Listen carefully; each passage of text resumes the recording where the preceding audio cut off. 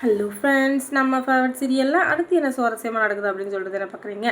இந்த நிஷா இருக்காங்க இல்லையா, அவங்க இருந்துக்கிட்டு எப்படியாச்சும் இந்த பிரச்சனையிலேருந்து நம்ம தப்பிச்சா போதும் அப்படின்னு சொல்லிட்டு அவருக்கா. ஏன்னா இவன் எவ்வளோ பெரிய கேக்கு மாதிரி கில்லாடி அப்படின்ற எல்லாத்தையும் ஒரு சிசிடிவி கேமரா மூலிமா பார்த்துடுறா.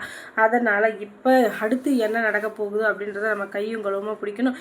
எதுவுமே நம்ம சாட்சியங்கள் இல்லாமல் எதுவும் சொல்ல முடியாது அப்படின்றதுக்காக இந்த ரேணுகா என்னென்ன பேசுகிறான் அப்படின்றதெல்லாம் ஒட்டு கேட்டதுக்கப்புறம், அடி பாவி நீ தான் எல்லாத்துக்கார இருடி இரு உன்னை எப்படி கையங்கலமாக பிடிக்கிறேன் பாரு அப்படின்னு சொல்லிட்டு எல்லா இடத்துலையும் சிசிடிவி கேமராவை மாட்டுறாங்க.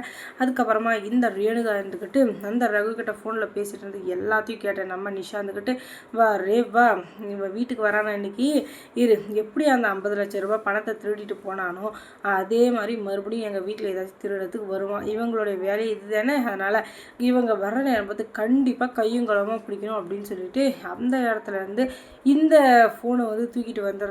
ஏன்னா அதில் இருக்க எல்லாத்தையும் அந்த ரேணுகா பார்த்துட்டோன்னா அது பெரிய பிரச்சனை ஆகிடும் இல்லையா. அதனால் அதுக்கப்புறமா சொன்ன மாதிரியே அந்த ரேணுகாவை பார்க்கறதுக்காக அந்த ரகு வர ரேணுகா கிட்ட பேசுகிறானோ இல்லையோ அந்த வீட்டில் இருக்கிற பண நகையை திருடிட்டு போகணும் அப்படின்றதுக்காக ஃபாஸ்ட்டாக வர அந்த நேரம் பார்த்து நிஷா இருந்துக்கிட்டு ஒரு பக்கம் போலீஸை கூப்பிட்டு வர கரெக்டாக அந்த ஃபைல்ஸ் எல்லாத்தையும் எடுத்துகிட்டு வெளியே வர நேரம் பார்த்து அந்த நிஷா அவங்களுடைய போலீஸ் ஃபோர்ஸை கூப்பிட்டு வந்து அவனை அரெஸ்ட் பண்ணிடுறாங்க. அந்த நேரம் பின்னாடி இருந்து பார்த்தா நம்ம ரேணுக்கு வந்துக்கிட்டு ஆடா பாவி இன்னும் கொஞ்சம் முன்னாடி போயிருந்தோம், அதுக்கப்புறம் நம்மளும் கோவிந்தா தான், அதுக்கப்புறம் நானும் இப்போ போலீஸ் கூட நின்றுட்டு இருந்துக்கணும், எப்படியோ ஒரு பிரச்சனை முடிஞ்சு இதுக்கு மேலே எந்த பிரச்சனையும் இல்லை அப்படின்னு சொல்லிட்டு வந்துட்டு இருந்தாலும் சார் இந்த சிசிடிவி கேமரா எல்லாத்தையும் பாருங்கள், இதில் இருக்கிற எல்லா வீடியோ ஆதாரமும் உண்மை தான், அதுவும் இல்லாமல் இவ எதுக்காக எங்கள் வீட்டுக்கு வந்திருக்கா, எங்களை எதுக்காக பழி வாங்கணும்னு நினைக்கிறா, அதுவும் இல்லாமல் இவளுடைய திட்டம் என்ன அப்படின்றத நாங்கள் தெரிஞ்சுக்கணும் அப்படின்னு சொல்லிட்டு சொல்ல அதுக்கப்புறம் தான் எல்லா உண்மையும் அவங்க இப்போதைக்கு எதையும் சொல்ல முடியாது, நீங்கள் ஸ்டேஷனில் ஒரு கம்ப்ளைண்ட் எழுதி கொடுங்க,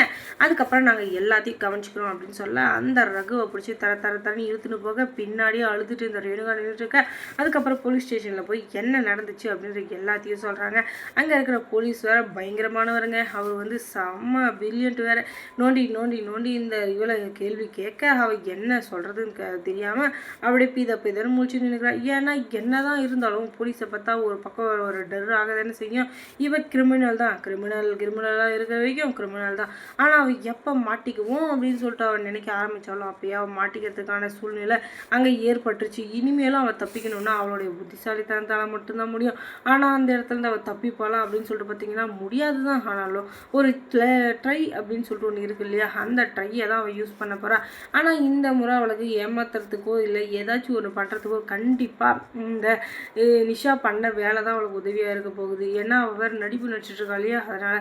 அதுக்கப்புறம் மதியம் ஆகிடுச்சு. அப்புறம் நம்ம ரேணுகா ஃபோன் பண்ணி நிஷா கிட்ட பேச அதை ரெஸ்பான்ஸே பண்ணவும் மாட்டேங்கிறா, அதுவும் இல்லாமல் ஒழுங்கான பதிலும் கொடுக்க மாட்டேங்கிறா. அதனால் எனக்கு எதுவும் வேண்டாம் அப்படின்னு சொல்லிட்டு நீ ஃபோனை வைக்க என்னடா இது இத்தனை நாள் நல்லா பேசியிருந்தா இன்றைக்கி என்னமோ அப்படியே கோவம் வேறு வந்துட்டுக்குது, இவளுக்கு எப்படி கோவம் வருதுன்னு எனக்கு தெரியலையே, அதுவும் இல்லாமல் சும்மானே கோவப்படுறா, என்ன தான் ஆயிருக்கும் அப்படின்னு சொல்லிட்டு அவங்களுக்கு ஒரு பக்கம் கிரிகிரின்னு வர சரி இது எல்லாமே கொஞ்ச நாளைக்கு தான், கண்டிப்பாக எல்லா பிரச்சனையும் தீரும் நம்புவோம் அப்படின்னு சொல்லிட்டு இவங்க இருந்தாலும் இன்னொரு பக்கம் போலீஸ்காரங்க போட்டு நொங்கு அந்த ரகுவை குழந்தை எடுக்க அதுக்கப்புறம் எல்லா உண்மையும் சொல்ல எல்லா உண்மையும் தெரிஞ்ச நம்ம அதே சேர்ந்துக்கிட்டு அடி பாவி உன்னை சொந்தம் அவ்வளோதாண்டி நினச்சேன், இப்படி என்னை ஏமாத்திட்டியடி, பணம் நகை சொத்து பத்துக்காக எங்கள் குடும்பத்தையே அழிக்க நினச்சிட்டேடி, அதுவும் எங்கள் வீட்டுக்கு நல்லதாக நினச்சிட்ருக்க, அந்த மல்லி மேலே அந்த மல்லி இருக்கிற வரைக்கும் கண்டிப்பாக எங்களுக்கு எல்லாமே நல்லதாக நடக்கும் அப்படின்னு சொல்லிட்டு நாங்கள் நம்பிட்டு இருந்தோம். ஆனால் நீ எப்படிடா சுனியக்காரி மாதிரி வந்தியோ தெரியல, எங்கள் பொண்ணோட வாழ்க்கையும் அழிச்சிட்ட,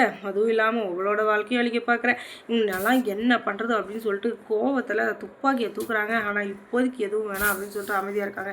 ஏன்னா கோர்ட்டு கேஸ் இதெல்லாம் எதுக்கு இருக்குது, எல்லாமே சட்டம் தன் கடமை செய்யும் தானே இருக்குது, அதனால் எதுவும் இங்கே பேச தேவையில்ல அப்படின்னு சொல்லிட்டு இப்போதைக்கு அமைதியாக கிளம்பிடுறாங்க.